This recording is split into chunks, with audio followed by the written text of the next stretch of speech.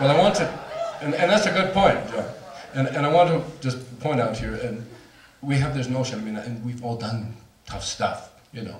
Don't be afraid. It is a most wonderful experience, and I want to explain this to you as well, all right? The other incident that I'm going to tell you about in this life review of mine was so innocuous, I had forgotten all about it. We had this guy in our community, and it's not his real name, we'll call him Mr. Dirksen, right?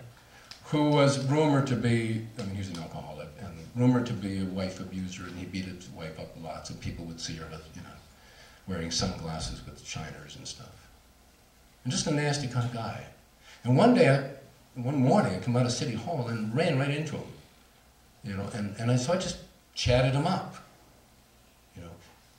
I did not remember this, but I was experiencing it in this life review. It was so innocuous to me, it was just sort of like, you know, and I sort of, oh, yeah, I guess I remember that kind of. And I chatted him up. I was like, Mr. Dirksen, how are you doing? How's the wife? How are the kids? And we chatted for like a minute or two, and I had no idea of the effect that had.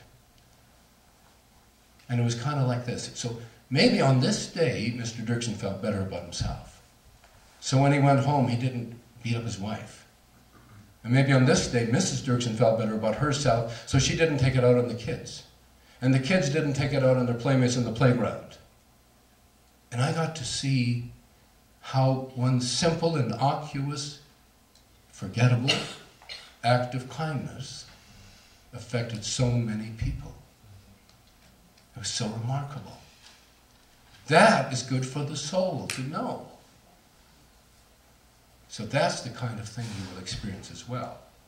And I'm just going to talk quickly about any other quick question, because this is just, yes, love. Is suicide a choice that's been made before one's born?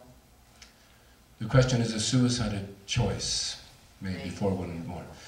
I believe that it's certainly entered as a possibility, either for mostly for the loved ones, and sometimes for the person. Oh gosh, that opens a whole big doorway. I want to tell you quickly about something that happened in Nanaimo. Doing a lecture there about a year and a half ago. And I went to Nanaimo earlier and had a bite to eat because the lecture starts at 7 o'clock. And while I'm sitting in the restaurant, you know, waiting for my dinner before I'm going to head over there, this never happened before. I'm sitting there and I started feeling a pressure in my sinuses. And I thought, oh crap, I'm getting a cold, I'm getting a headache. And pretty soon this pressure built up and it started going in my ears. And I thought, oh geez, now I'm having a stroke. This is great. Because I've had a couple of heart attacks. And this was just like, you know, the sound that when you're driving down the highway at 60 miles an hour, you open your back windows in your car, and it goes.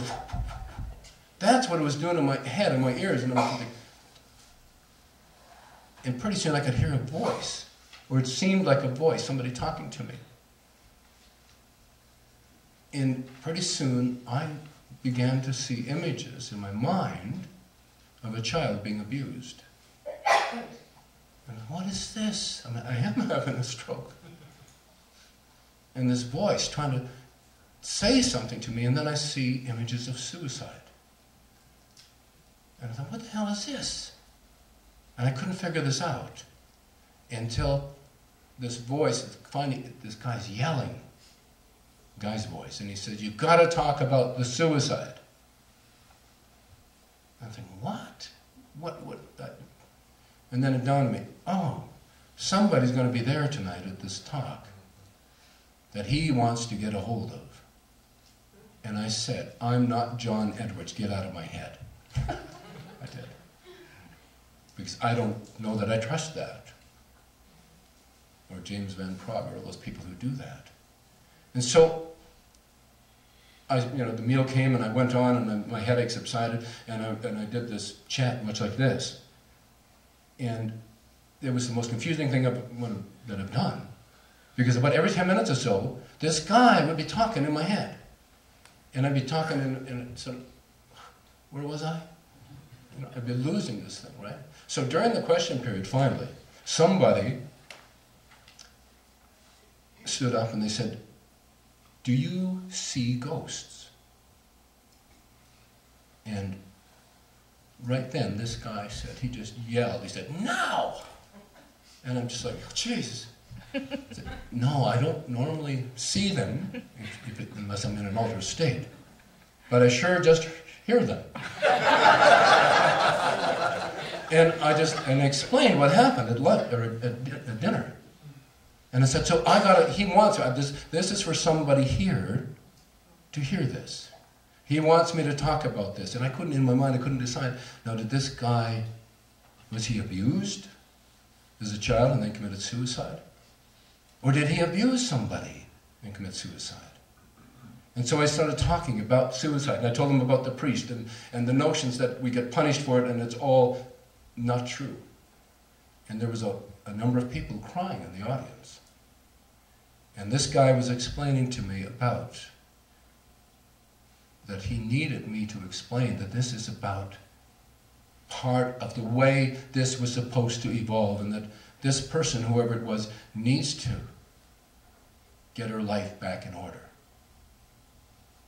And I didn't know who it was, but afterwards a woman came up to me in tears and she says, that was for me. And that was her boyfriend, or her common law.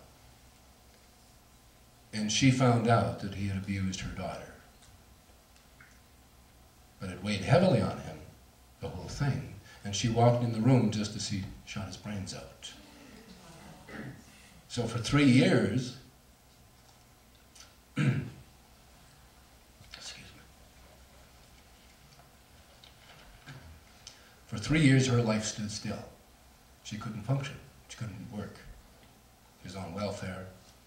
Her relationship with her daughter had gone to hell. And he's saying, I'm sorry. But you got to understand this was part of our agreement. And you need to put your life back together. Well,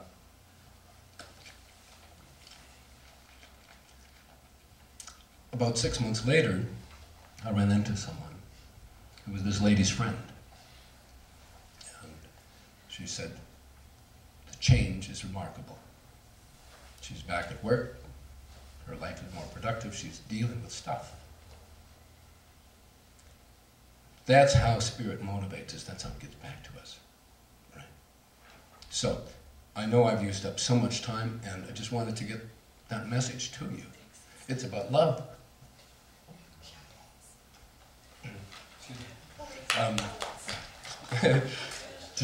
Just hang on a sec, Vic. All right. Everybody's hungry, right? Yeah, we'll go right away. I just wanted to. One of the things with the life review that I experienced, right, and this is the most important thing of all my experiences. When we die, when we're dead and buried, and our bodies are in the ground because we'll never be in the ground, we exist always. It won't matter one little bit who won or who lost, or how successful or how famous or how rich we became. Excuse me. The only thing that will ever matter to you of importance is how we treated other people along the way. So love each other. Okay, thank you.